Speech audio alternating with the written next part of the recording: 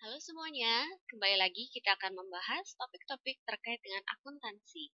Untuk topik pembahasan kita hari ini akan berfokus pada akuntansi perusahaan dagang, khususnya pada part penyesuaian sampai dengan penutupan. Pada video sebelumnya, sempat dibahas bahwa di dalam sistem pencatatan di akuntansi perusahaan dagang itu memiliki dua sistem pencatatan, yaitu perpetual dan periodik. Dari sistem perpetual dan periodik, ini tidak bisa dipakai secara bersamaan di dalam satu perusahaan. Jadi, perusahaan harus memilih apakah siklus akuntansi dagangnya akan dicatat dengan metode perpetual ataukah akan dicatat dengan metode periodik.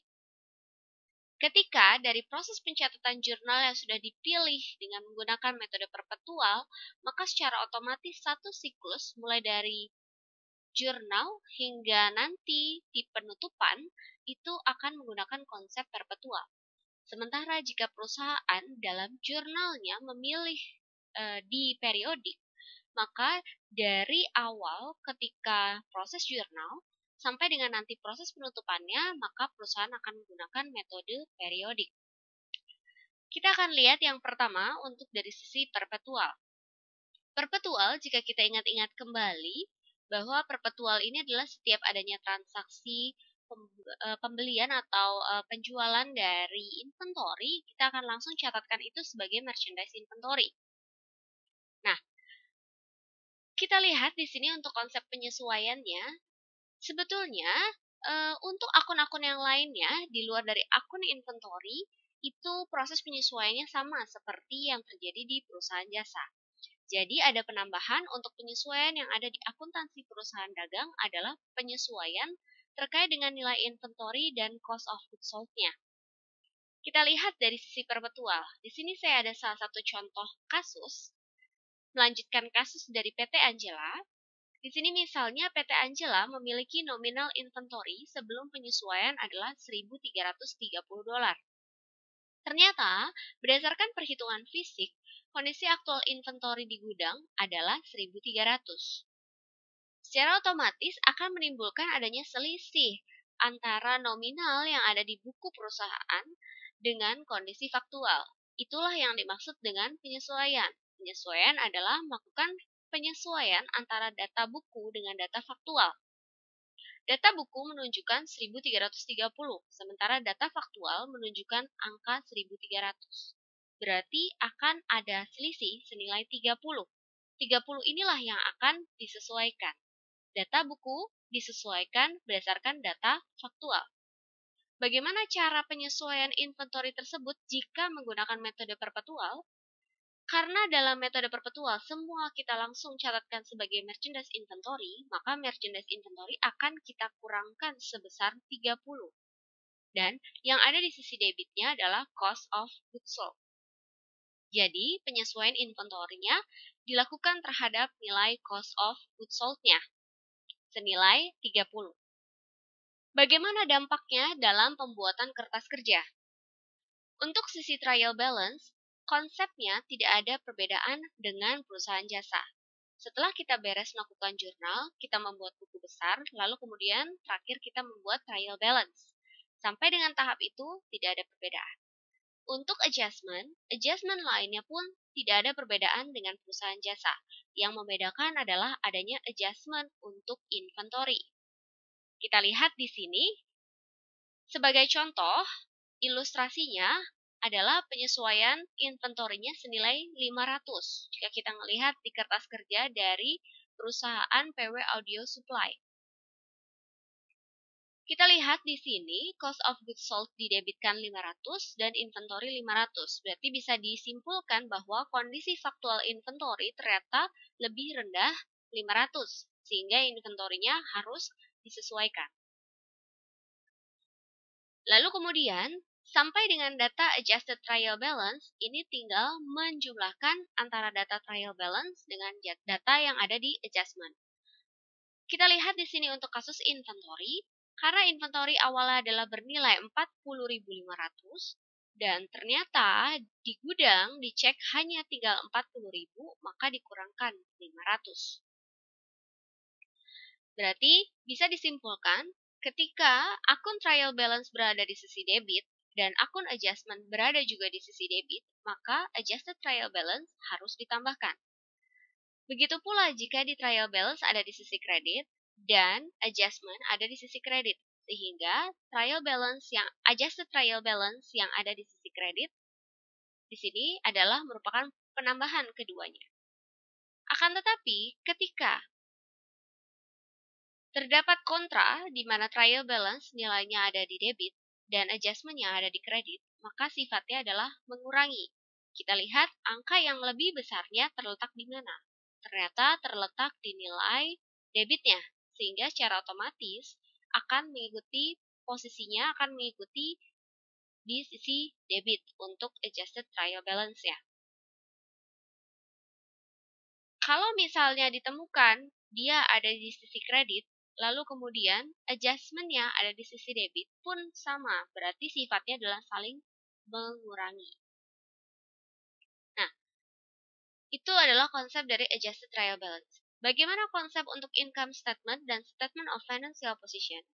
Income statement hanya mencatatkan data-data yang tergolong di dalam pendapatan dan beban atau income and expense. Dalam hal ini berarti yang tergolong sebagai income itu adalah ada sales revenue. Nah, kontra dari sales revenue itu adalah sales return and allowance dan sales discount. Itu pun masuk sebagai income statement. Lalu kemudian dari sisi expense, dia ada cost of goods sold, freight out, advertising expense, salary and wage expense, utilities expense, insurance expense, depreciation expense, itu akan masuk sebagai income statement. Sementara untuk kondisi statement of financial position hanya memasukkan akun-akun yang tergolong ke dalam aset, liability, dan equity. Aset di sini kita bisa lihat ada nilai cash, account receivable, inventory, prepaid insurance, equipment. Kontra dari akun aset equipment adalah accumulated depreciation equipment. Itu pun masuk ke statement of financial position. Dari sisi liability di sini ada account payable. Dan dari sisi equity di sini ada share capital ordinary, return earning, dividend. Itu masuk sebagai statement of financial position. Dan dividen di sini adalah kontra dari equity, sehingga posisinya dia ada di sisi debit. Selain itu, ternyata di part yang bagian bawah di sini juga ada salaries and wage payable. Itu pun masuk sebagai konsep liability, akun liability, sehingga masuk ke dalam statement of financial position. Itu adalah proses pembuatan kertas kerja dengan kolom trial balance, adjustment, adjusted trial balance, income statement, dan statement of financial position. Bagaimana kondisinya di bawah sini? Oke, setelah kita mengklasifikasi mana yang masuk ke dalam income statement dan mana yang masuk ke dalam statement of financial position, pasti angka debit kreditnya tidak akan seimbang. Akan tetapi, penyeimbang haruslah sama. Jadi di sini kita lihat di sisi debitnya adalah 450. Debit di dalam income statement menggambarkan expense. Kredit di dalam income statement menggambarkan revenue. Nah, kita lihat di sini. 480 dan 450, ada selisih 30.000. Nah, kita lihat untuk statement of financial position, sisi debitnya ada 162.400, sisi kreditnya ada 132.400. Selisihnya adalah 30.000, sama 30.000, 30.000. Nah, kondisi ini menunjukkan adanya net income. Mengapa demikian? Karena tadi, kredit di income statement menunjukkan revenue, sementara debit di income statement menunjukkan expense. Ketika kondisi yang terjadi di kredit lebih besar daripada debit, berarti dia memiliki net income. Bagaimana jika terjadi net loss? Berarti kondisinya berlaku sebaliknya. Nah, sehingga nanti di akhir hasilnya akan tetap balance. Oke, Kita lihat bagaimana caranya untuk membuat laporan keuangannya. Sebetulnya akan sangat mudah ketika perusahaan sudah membuat kertas kerja. Jadi bisa dikatakan kertas kerja ini adalah sebuah alat bantu. Kertas kerja tidak masuk ke dalam siklus, tapi adalah alat bantu untuk membuat laporan keuangan. Sehingga kita akan tinggal pindahkan data sales. Sales revenue ini harus dikurangi dengan akun kontranya, yaitu sales return and allowance dan sales discount untuk bisa menghasilkan net sales. Nilai sales akan dikurangkan dengan cost of goods sold, sehingga akan menghasilkan gross profit. Nilai cost of goods sold sudah ada di dalam perhitungan kertas kerja, tinggal kita pindahkan. Operating expense, kita akan melihat kondisi operating expense-nya. Ketika nilai gross profit dikurangi dengan total operating expense akan menghasilkan income from operation atau operating income. Dan kita lihat apakah ada pendapatan lain-lain atau beban lain-lain, other income and expense. Di mana ini bisa berasal dari transaksi revenue atau penjualan equipment karena ini adalah perusahaan dagang, seharusnya kegiatan utamanya adalah menjual inventory, merchandise inventory. Tapi karena dia menjual equipment, maka itu masuk sebagai pendapatan lain-lain jika dia mendapatkan gain. Dan ini adalah ketika terjadi bencana, casualty loss from vandalism. Jadi ini ada kegiatan vandalisme yang dialami oleh perusahaan dan itu tergolong sebagai bencana, hal yang tidak direncanakan oleh perusahaan. Sehingga hasilnya setelah income from operation dikurangkan dengan other income and expense akan menghasilkan net income. Bagaimana untuk laporan baik itu retained earnings statement atau terkait dengan statement of financial position? Bentuknya akan sama seperti perusahaan jasa. Untuk statement of financial position, tinggal kita pindahkan data yang ada di dalam kolom statement of financial position dengan nilai equity-nya yang dibawa dari return earning statement. Nilai akhir dari return earning statement. Oke, kita akan masuk ke penutupan untuk konsep perpetual. Penutupan di sini tidak jauh berbeda dengan perusahaan jasa, di mana ada istilahnya kita menutup pendapatan dan ada juga menutup beban. Untuk menutup pendapatan, cara mudahnya untuk melihat penutupan ini adalah dengan mengambil data yang ada di dalam kertas kerja. Kita lihat di sini data yang ada di dalam kertas kerja, terlihat bahwa sisi kredit ada 480 dan sisi debit ada sebanyak ini. Nah, tinggal kita balik saja susunannya. Ketika kita mau tutup, itu berarti kita harus mengenolkan akun-akun nominal. Akun-akun nominal adalah akun yang ada di dalam income statement. Sementara akun-akun real adalah akun yang terdapat di statement of financial position. Akun-akun nominal yang terdapat di income statement di sini kita harus nolkan. Cara mengenolkannya tinggal kita ubah posisinya. Ya, contohnya di sini sales revenue-nya ada di sisi kredit, berarti sales revenue akan kita tempatkan di sisi debit dan yang di sisi kreditnya adalah income summary. Jadi semua akan kita tutup ke income summary. Dan bagaimana dengan semua kondisi akun yang ada di sisi debit? Semua ini akan kita pindahkan ke sisi kredit dan nanti sisi debitnya adalah income summary. Oke, kita lihat di sini. Sales revenue to income summary. Ini adalah sisi debitnya. Sisi kreditnya income summary. Jadi kita menutup sales revenue terhadap income summary. Begitu pula dengan yang akun-akun yang ada di sisi kredit. Ini adalah yang berasal di kertas kerjanya ada di sisi debit. Kita pindahkan semua ke sisi kredit, ditutup ke income summary. Selesai itu, kita juga harus menutup nilai dari income summary-nya. Nilai dari income summary ini adalah nilainya adalah 30. 30.000. 30.000 ini akan kita tutup dengan menutup ke return earning. Jadi nilai income summary akan ditutup ke nilai return earning. Mengapa bentuknya income summary itu return earning? Karena kita lihat di sini, nilai income summary di kredit ini menunjukkan revenue. Nilai income summary yang ada di debit ini menunjukkan expense. Ketika kondisi revenue lebih besar daripada expense, berarti perusahaan mengalami income atau laba. Kita lihat di sini, kalau mengalami laba, secara otomatis akan menambah return earning-nya.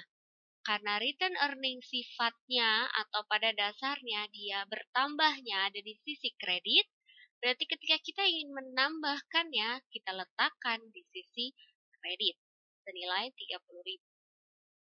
Dengan demikian, nilai income summary akan 0 karena income summary termasuk sebagai akun nominal. Selain itu, kontra dari return earning pun atau kontra dari equity pun yaitu dividen itu harus kita tutup juga.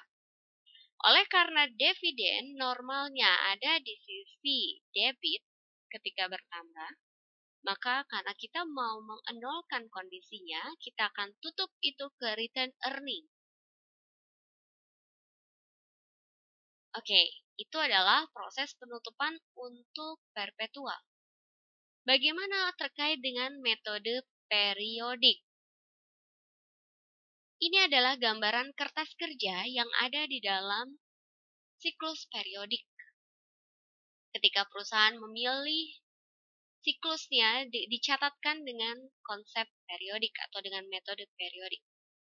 Yang membedakan di sini adalah tidak ada kata-kata cost of goods sold di akunnya.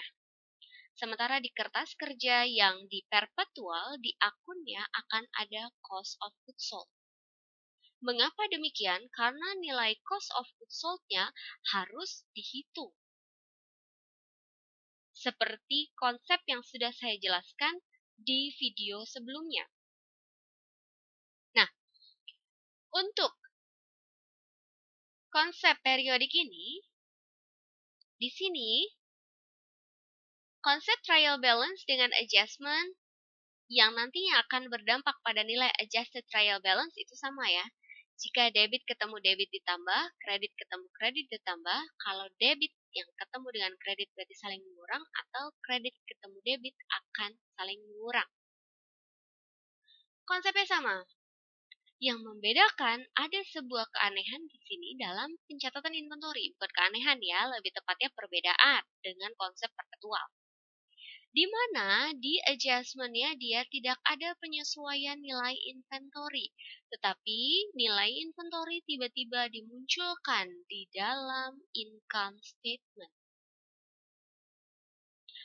Apakah yang terjadi? Jadi untuk konsep periodik, dia akan langsung menuju ke penutupan. Oke, kita akan lihat di sini penutupannya, kita langsung lihat dulu. Data penutupannya di sini. Penutupannya agak sedikit lebih kompleks dibandingkan dengan perpetual. Saya akan coba uraikan untuk fokus melihat konsep inventorinya, kondisi inventorinya. Seperti yang kita ketahui bahwa konsep periodik adalah kita hanya mendatangi gudang pada akhir periode. Sehingga kita hanya akan mendapatkan catatan terkait dengan kondisi inventory itu di akhir periode. Akhir periode di bulan Juli, contohnya ya, akan menjadi awal di bulan Agustus. Nah, oleh karena itu, maka data yang ada di dalam awalan, atau ini konsepnya ini periodenya adalah tahunan ya. Data yang kita lihat di Januari 1 harus disesuaikan data yang kita lihat di Desember 31. Sehingga inventory yang kita punya di Januari 1 harus kita hilangkan atau kita kreditkan. Mengapa kita kreditkan? Karena inventory saldo normalnya ketika bertambah ada di sisi debit. Karena data Januari 1 ini harus kita replace atau harus kita ganti dengan data yang kita lihat di Desember 31, data faktual Desember 31.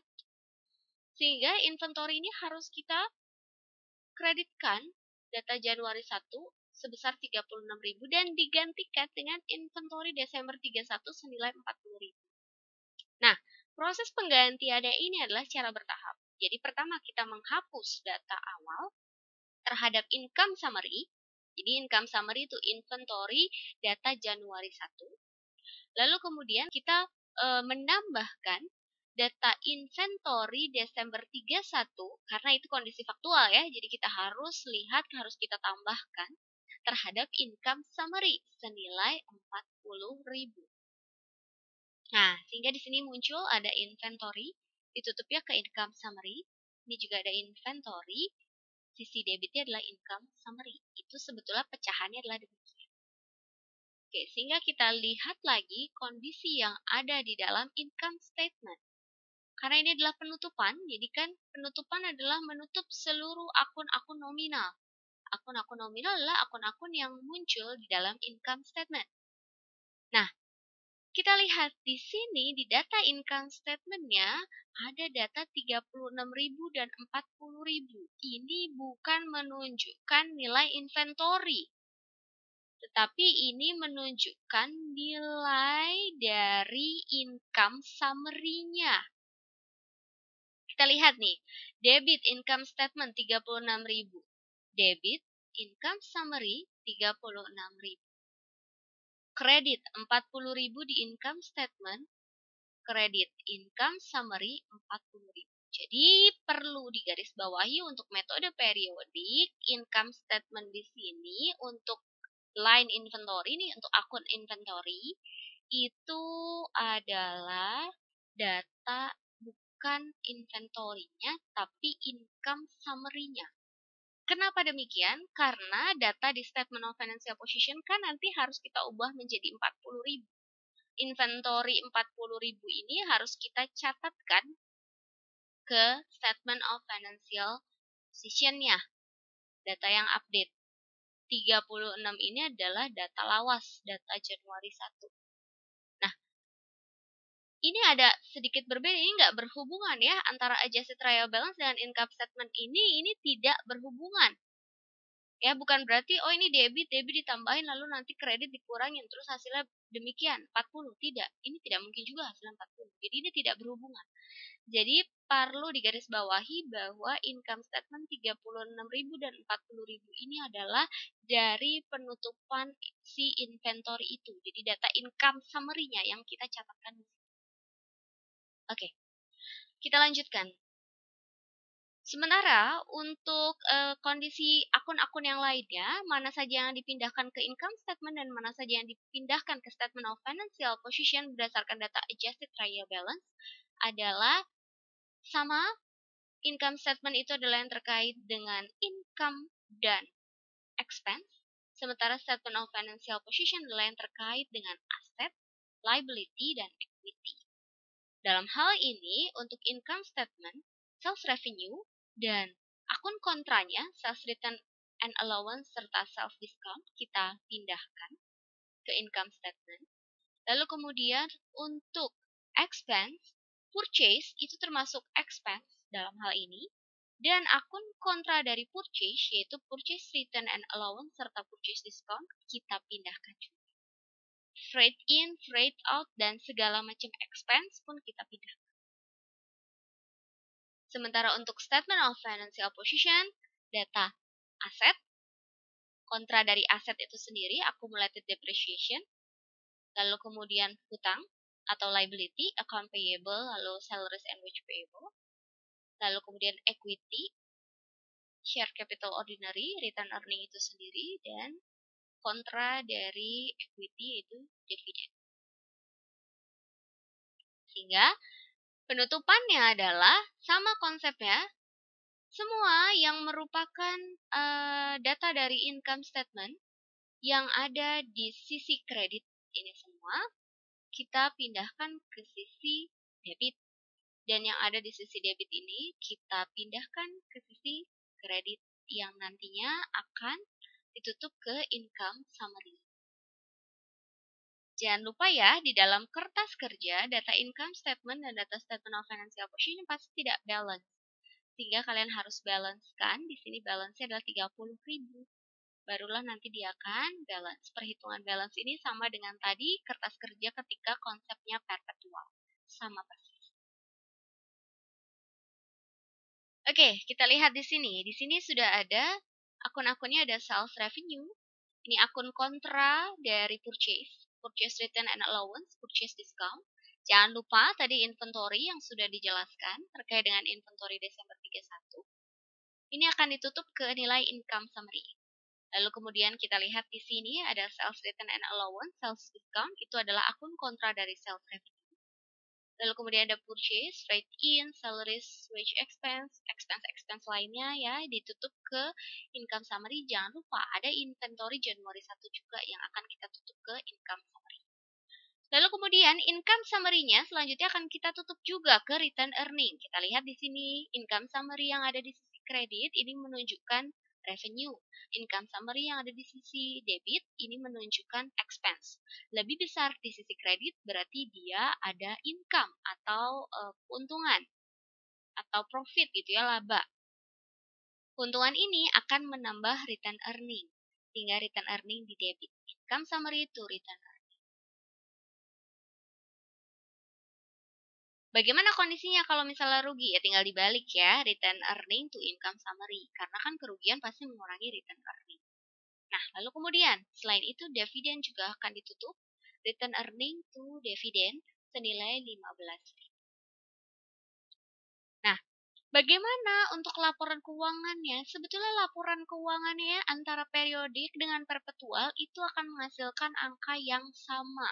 Hanya saja perbedaannya adalah nilai cost of goods sold-nya harus kita rincikan terlebih dahulu. Apa saja sih faktor-faktor yang kita perlukan untuk bisa menghitung nilai cost of goods sold?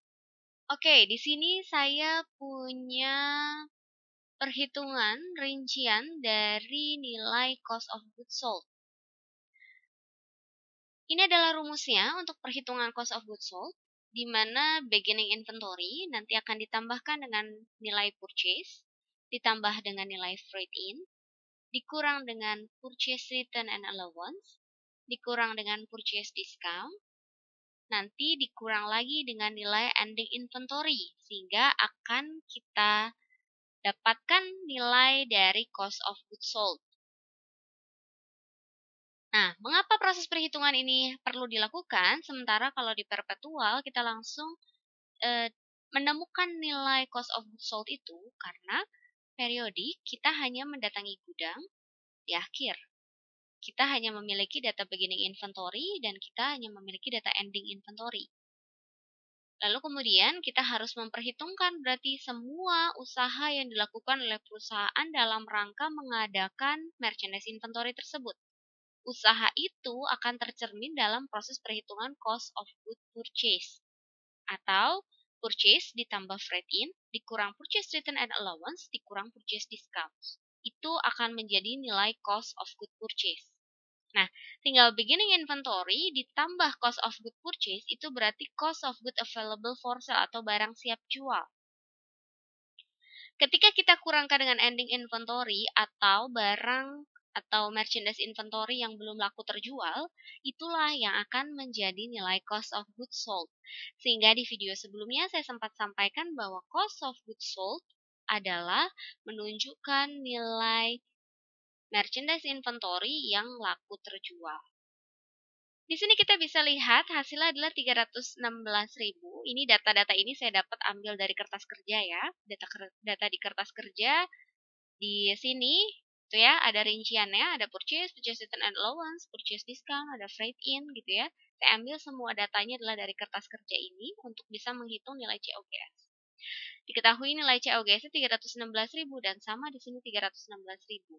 Jika nanti kalian cek kondisi yang perpetual pun sama 316.000 sehingga akhirnya menghasilkan operating income-nya pun 30.000. Ya, jadi yang membedakan di sini antara periodik dan perpetual adalah nilai dari cost of goods sold-nya.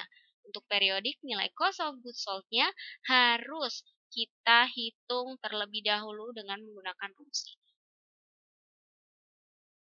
Bagaimana untuk laporan return earning-nya dan juga dengan laporan statement of financial position-nya? Sama persis dengan konsep yang ada di perpetual dan konsep yang ada di perusahaan jasa. Oke, sekian video terkait dengan penjelasan siklus akuntansi dagang mulai dari part penyesuaian hingga part penutupan. Salam!